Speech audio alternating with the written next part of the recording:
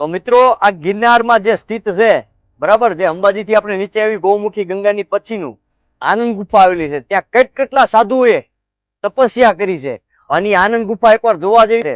તો આવો આપ સર્વને હું આ ગુફાના દર્શન કરાવું.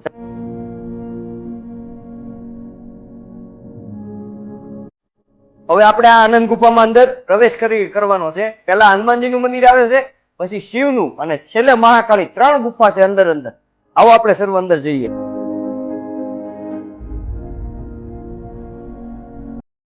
જો મિત્રો આ ગિરનારની ગુફા છે.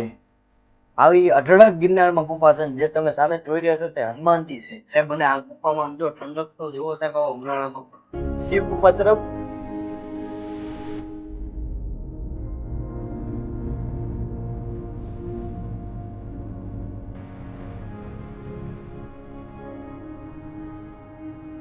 મિત્રો આ છે શિવજી.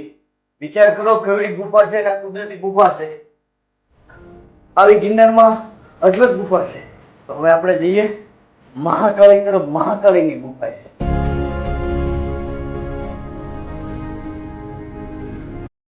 વાહ, અદ્ભુત. મહાકાળીની ગુફાથી જો બહાર નીકળવાનો રસ્તો છે અહીંથી.